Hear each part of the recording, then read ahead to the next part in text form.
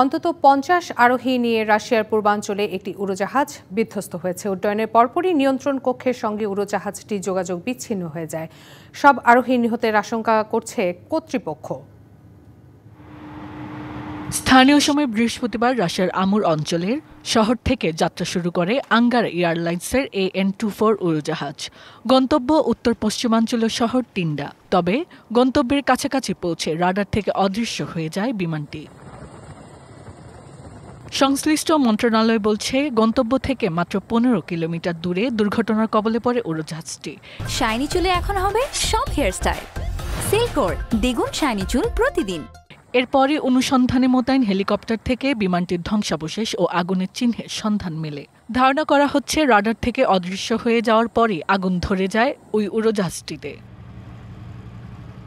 ১৯৭৬ সালে নির্মিত যাত্রীবাহী ওই বিমানটিতে ৫ শিশুসহ ৪৩ জন যাত্রী ও ৬ জন ক্রু ছিলেন।